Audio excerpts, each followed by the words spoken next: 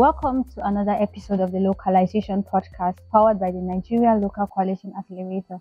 On our previous episode, we have the guest, Mr. Richard Inyankome, who took us through localization and how localization is a shift of power to local actors to enhance aid delivery in communities. Again, we saw the incredible work of the NLCA in health, climate change, and education. Today, I have with me two guests again to talk about grand bargain. I have with me Sarah Jackson, who is an executive director and the director of finance for the Nigerian Local Coalition Accelerator. Welcome. I'm glad to have you here with me, Ma. Thank you very much. Thank you for having me. And another guest we have again is Sir Richard Inyankome, who was our previous guest in the last episode. Today, I am glad to have you again here with us, sir. Thank you for joining us. Thank you, Grace. In our last episode, we talked about localization, how localization is a shift of power to the local actors to enhance aid delivery. And we also looked at the incredible work the Nigeria Local Coalition is doing and the several models they perform in the areas of health, education, and climate change. But today we'll have a shift today. Today we'll be talking about the grand bargain. And Madam Sarah, I would like to ask you today, what do you understand by grand bargain? And can you also tell us what are the key objectives that have been since its launch in 2020? All right. Thank you very much for having me once again. I want to appreciate the NSA for this platform. Grand Bargain, as far as I know, I think this was an initiative from the World Humanitarian Summit in 2016.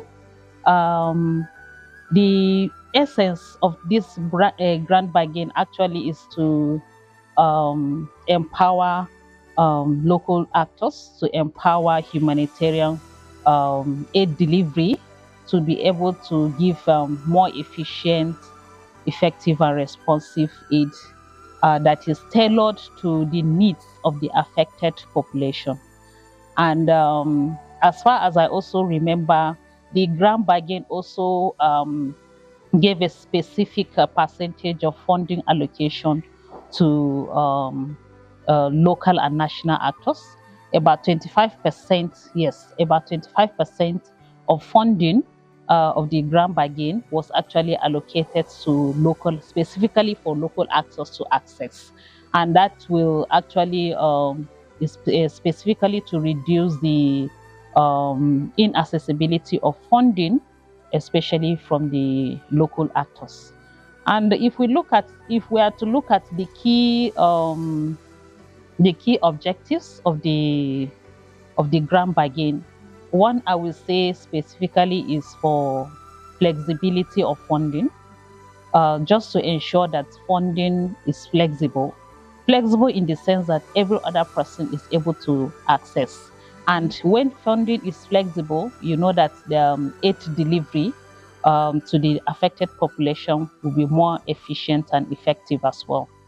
And we also look at the aspect of strengthening accountability and transparency in the humanitarian response. The Grand Bargain also look at the aspect of strengthening local capacities for them to be able to give adequate aid delivery to the affected population. Thank you. Yeah. Thank you very much, Ma. Thank you. Yeah. So, sir, looking at Madam Sarah's point as the objective, she talked about flexibility of funding and then transparency and accountability to local actors in accessing funding. So I would like to ask you now, how has this grand bargain been able to affect the humanitarian organizations and UN agencies so far?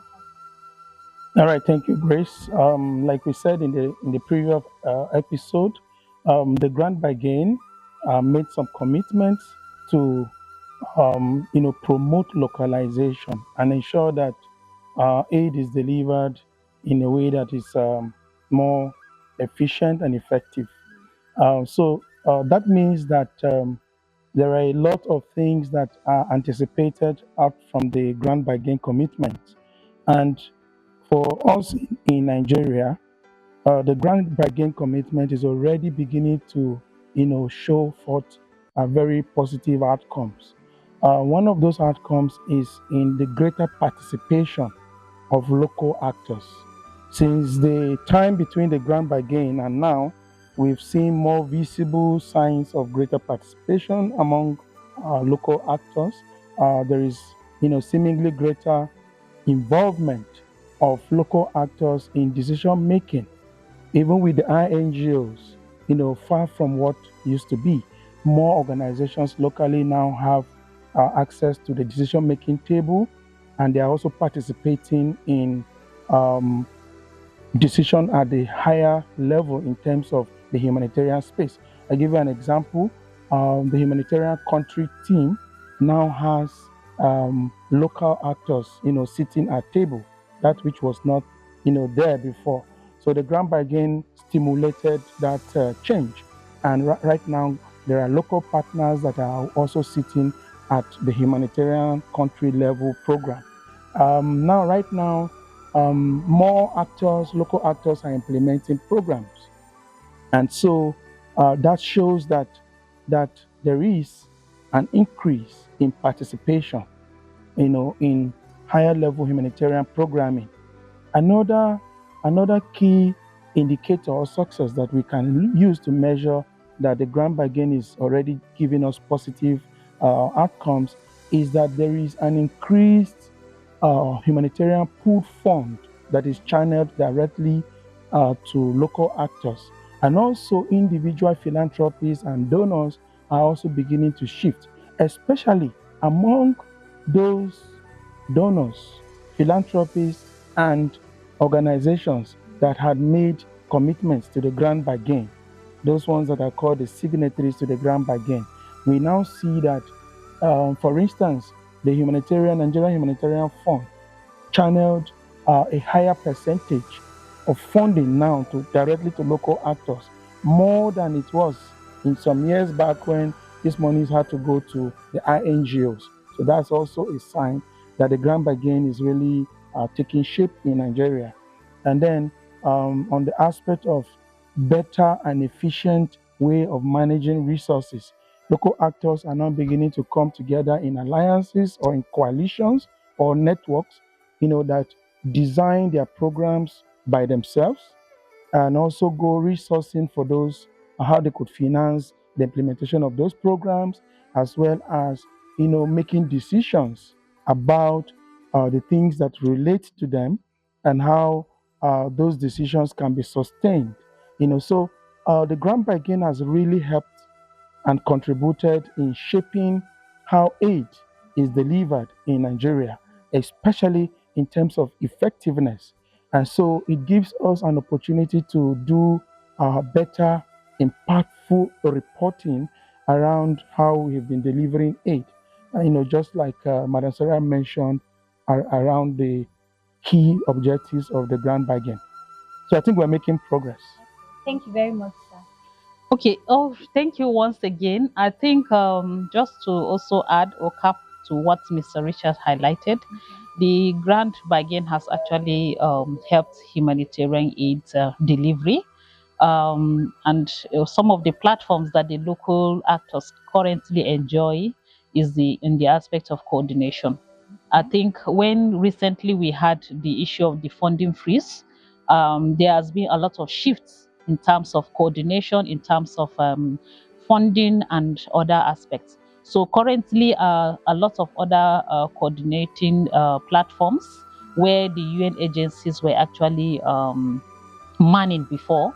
Right now, the local actors are the ones handling those platforms, and specifically is just to promote the aspect of this localization agenda, which has been there for ages.